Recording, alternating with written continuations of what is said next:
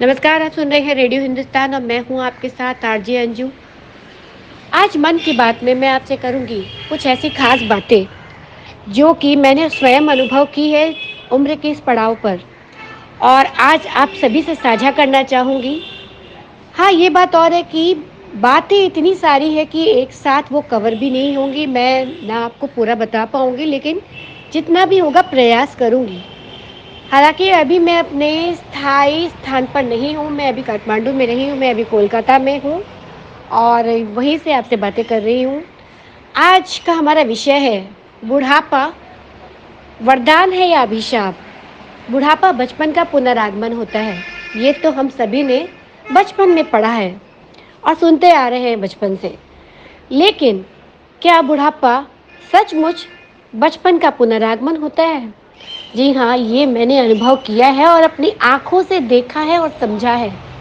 ऐसे कई लोगों के संपर्क में आई हूँ जिन्हें मैं जानती भी हूँ, और उन्हें जवानी से अभी बुढ़ापे तक के सफ़र में मैंने उन्हें ऑब्ज़र्व किया है और ये देखा है मित्रों कि काफ़ी अंतर है। जो उनका व्यवहार पहले था, वो उससे अभी थोड़ा भिन्न है। जैसे वो काफ़ी व्यस्त नहीं, मैच्योर नहीं, मैच्योरिटी नहीं है। बिल्कुल छोटे बच्चों की तरह उनका व्यवहार हो गया है। तो ये बात सत्य है। जैसे मैं आपको इसे एक उदाहरण के तौर पे समझाना चाहूँगी कि जब मनुष्य, कोई भी व्यक्ति इस उम्र के दौर से गुज़रता है, तो उसे एक अकेलापन, यदि उसका पार्टनर ना हो या चला गया हो उसका साथ छोड़ के इस दुनिया से, तो उस व्यक्ति को दूसरे अपने पार्टनर की कमी हर पल हर क्षण महसूस होती है। जी हाँ, हर पल हर क्षण महसूस होती है। और चाहे वो पूरे भरे पूरे घर में ही क्यों न रह रहा हो या रह रही हो, लेकिन उसके जीवन में खालीपन आ जाता है मित्रों। और उस खालीपन को भरने के लिए उसे एक स्पेशल अटेंशन की ज़रूरत महसूस होने लगती है, जिसको वो अपने विभिन्न क्रियाकलापों से, अपने एक्ट से, अपने व्यवहार से प्रदर्शित करता है।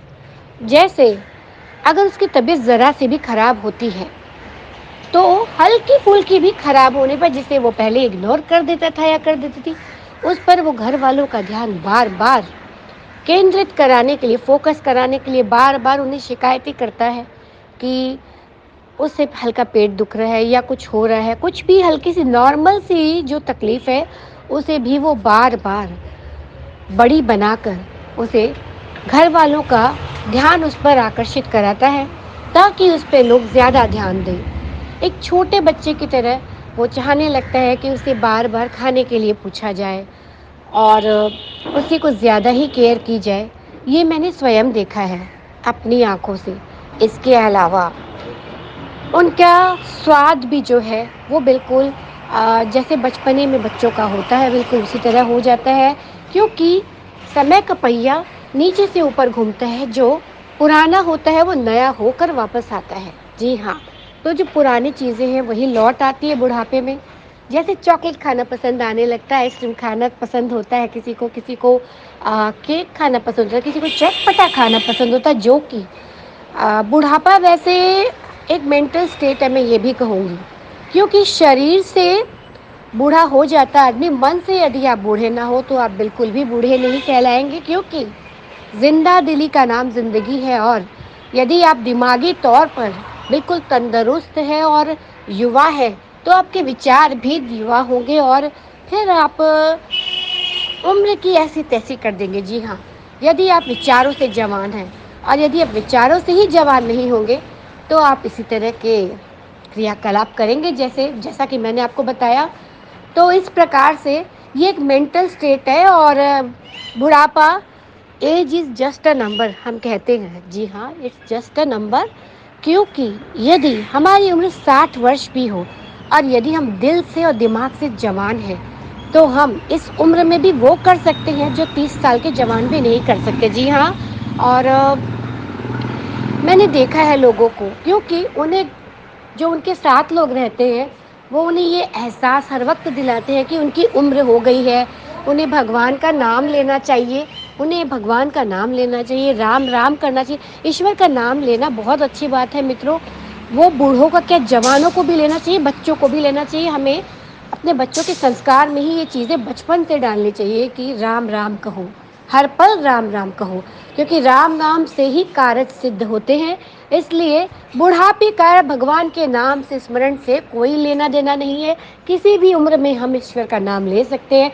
इसलिए मैं आप लोगों से ये निवेदन करूँगी कि प्लीज़ बूढ़े लोगों को, जो सीनियर सिटीज़न हैं, उन्हें ये एहसास कराना बंद करें कि उनकी उम्र हो गई है, तो उन्हें फ़िल्में नहीं देखनी चाहिए, उन्हें घूमना नहीं चाहिए, उन्हें फैशनेबल कपड़े नहीं पहनने चाहिए, उन्हें धोती कुर्ता या साड़ी पहन के भजन कीर्तन करना चाहिए, राम नाम ही सिर्फ जपना चाहिए और कुछ नहीं करना चाहिए, चटपटे भोजन व्यंजनों की डिमांड नहीं करनी चाहिए। ऐसा बिल्कुल भी नहीं है। जो चाहे वो खाएँ, बशर्ते वो आपको डाइजेस्ट हो, आपको कोई शारीरिक समस्या ना हो या आपका पाचन तंत्र ना बिगड़े, आप स्वस्थ रहें, फिट रहें। तो आप किसी भी उम्र में गेम्स भी खेल सकते हैं और फिट रहने के लिए स्पोर्ट्स खेलना बहुत ज़रूरी है। आप टेनिस खेल सकते हैं, आप क्रिकेट खेल सकते हैं, आप और भी बहुत सारे स्क्वॉश खेल सकते हैं। बहुत सारी चीज़ें ऐसी होती हैं, आउटडोर गेम्स जो आप खेल सकते हैं। आप मॉर्निंग वॉक जा सकते हैं, आप योगा कर सकते हैं। आजकल तो लाफिंग क्लासेस चलती है। तो बहुत कुछ ऐसा है जो आपके जीवन में नए रंग भर सकता है मित्रों। और एक पार्टनर के चले जाने से दूसरे का जीवन में जो खालीपन आ जाता है, उसे जाने वाले की कमी आप पूरी नहीं कर सकते, पर उसमें आप उन कमियों को, उस रिक्त स्थान को अपनी उन क्रियाकलापों से, अपनी एक्टिविटीज़ से आप भर सकते हैं। और आप जो जितनी भी एक्टिविटीज़ मैंने आपको बताई है, वो आप सब कुछ कर सकते हैं।